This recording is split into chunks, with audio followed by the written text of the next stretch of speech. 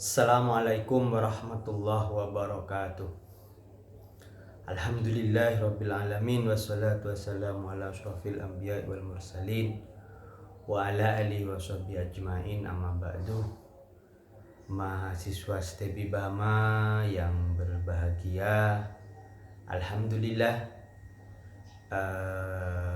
pertemuan kali ini adalah pekan terakhir di semester 1 ini, yaitu pekan ke-15.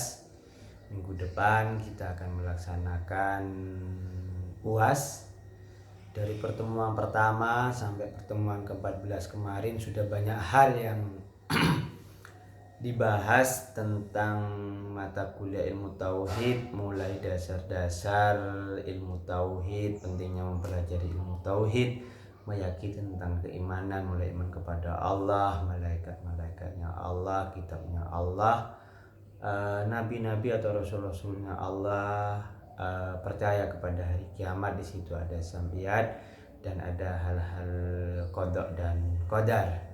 Dan beberapa pembahasan sebelumnya memperkokoh tentang keimanan kita, sudah dibahas tentang pandangan dari NU, Muhammadiyah, dan beberapa aliran-aliran lainnya, sehingga itu menjadi wawasan keilmuan dalam rangka menjaga keimanan kita, menjaga ketauhidan kita. Nah, di pekan terakhir ini akan diulas tentang pandangan beberapa aliran atau sekte-sekte seperti Khawarij, ya, ada Murji'ah, terus ada Syiah, ada pandangan dari Mu'tazilah.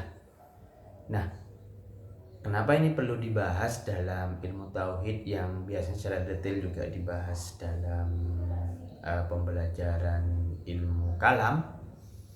Ini menjadi pembekal di akhir semester 1 ini bagi kalian semua, sehingga nanti ketika di semester 2 ada mata kuliah ilmu kalam, Anda sudah tinggal menjabarkan satu persatunya. Bismillahirrahmanirrahim. Saya mulai dengan kelompok Khawarij, karena ini adalah merupakan kelompok pertama, ya, yang sebelumnya ini terjadi karena proses politik. Sebenarnya proses politik Khawarij itu adalah kelompok Ali, ya, Ali bin Abi Thalib. Tapi kelompok ini keluar, ya, kecewa dengan keputusan Ali atas terjadinya peristiwa tahkim. Peristiwa tahkim waktu itu adalah musyawarah yang terjadi antara Ali dan Muawiyah, sehingga di situ proses tahkimnya, karena Ali dalam hal politik waktu itu masih lebih mumpuni hakim yang ditunjuk oleh Muawiyah, maka hasil musyawarah itu Ali dilengsarkan, sehingga ada kelompok yang kecewa.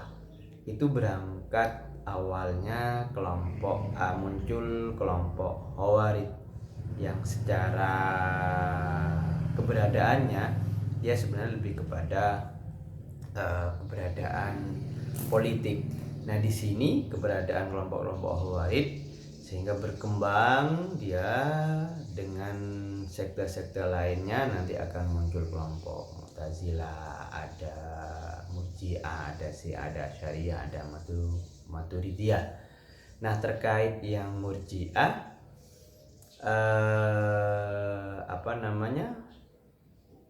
dia pandangan secara ketauhidan, ya, secara pandangan positifnya, para pengikutnya yang berbuat dosa meyakini bahwa bisa tetap menerima ampunan dari Allah Subhanahu wa Ta'ala. Cuman pandangan negatif dari sekte ini adalah amal perbuatan itu tidak mempengaruhi akan iman. Yang penting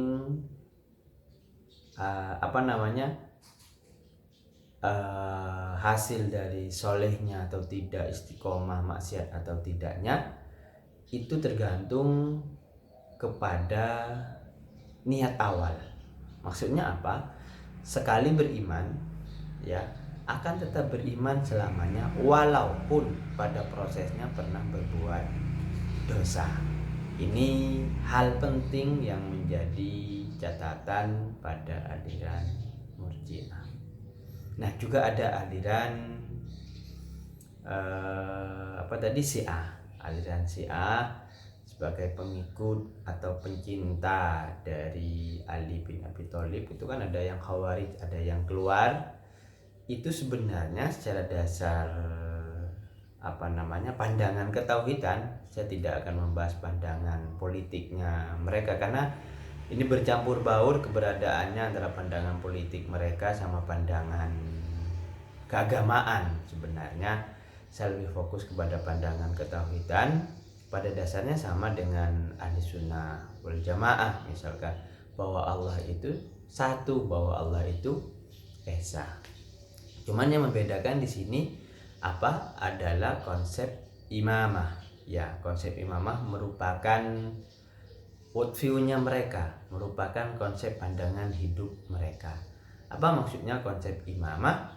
Konsep imamah itu bagi mereka merupakan jabatan ilahi. Allah yang memilih mereka sebagai imam seperti nabi-nabi dan lainnya. Dan naifnya, ya, imam itu harus diyakini bagi mereka yang tidak meyakini tentang imam-imam di sekte Syiah, ya, Ali dan keturunannya dan semuanya itu dianggap sebagai orang kafir. Ya, aliran ini banyak berkembang di semenanjung Arab, di negeri Iran, ya, sehingga sering terjadi konflik antara Syiah dan aliran Sunni. Ada juga Syiah itu menyematkan tentang bada. Ya, bada itu Allah membatalkan keputusan sebelumnya karena ada pemikiran yang baru. Ya, pemikiran yang baru.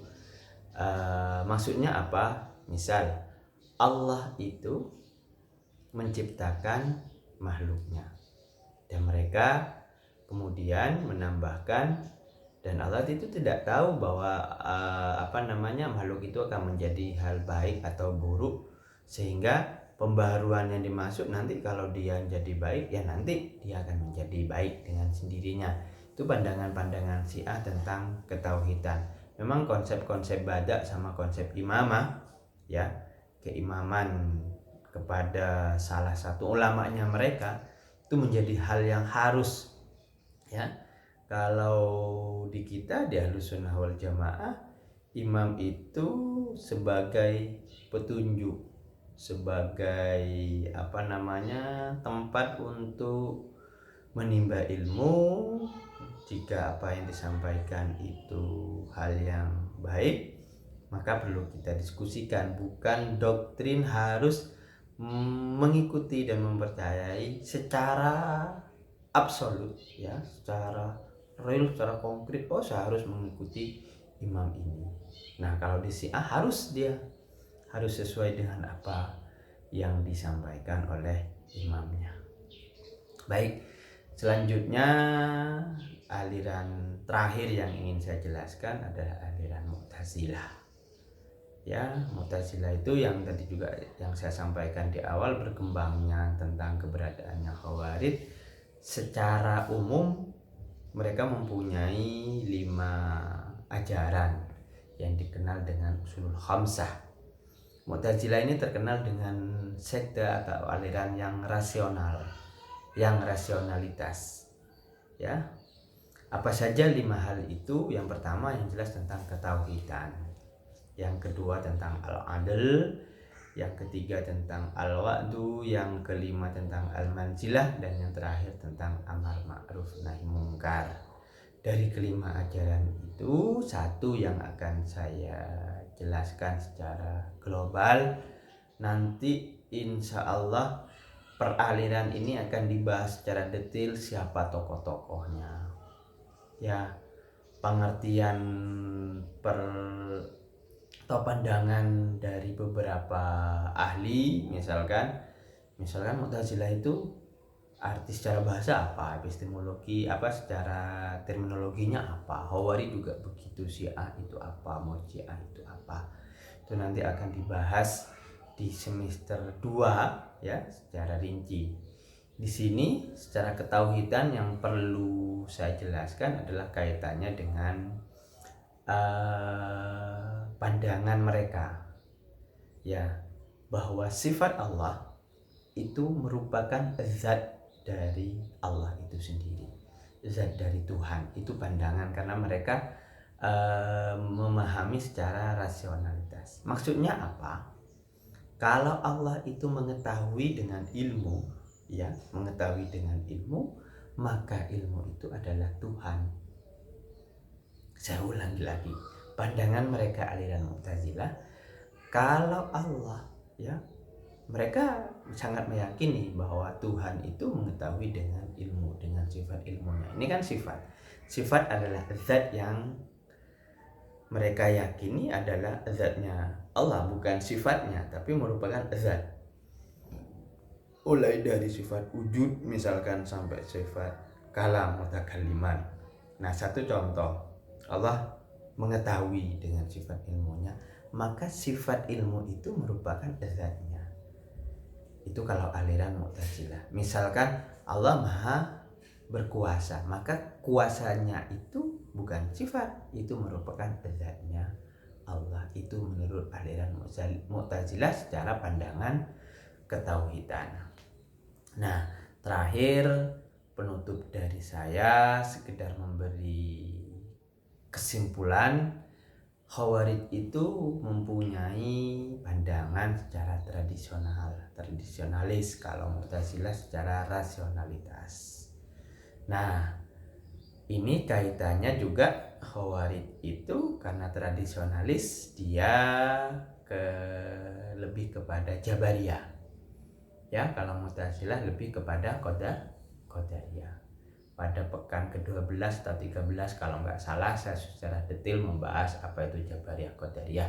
Tapi intinya, kalau Jabariyah itu apa saja yang dilakukan oleh makhluk, oleh umat, itu ditentukan oleh Sang Pencipta, ditentukan oleh Allah. Kalau Qadariyah karena Mu'tazilah tadi rasional, tidak ada apa yang ditentukan oleh hambanya, ya hambanya itu sendiri, tidak ada intervensi dari Tuhan. Itu penutup dari saya. Terima kasih, semoga bermanfaat. Ini adalah pertemuan terakhir, jangan selesai di sini mempelajari tentang ilmu tauhid, karena makin tinggi, makin dalam kita mempelajari tentang ilmu tauhid, maka makin kuat juga keyakinan kita tentang ketauhidan, tentang keesaan, tentang kepercayaan kepada Allah Subhanahu wa Ta'ala. Semoga kita tetap kokoh, tetap kuat dengan keimanan yang kita miliki. Terima kasih. Wabillahi taufiq wal hidayah. Wassalamualaikum warahmatullahi wabarakatuh.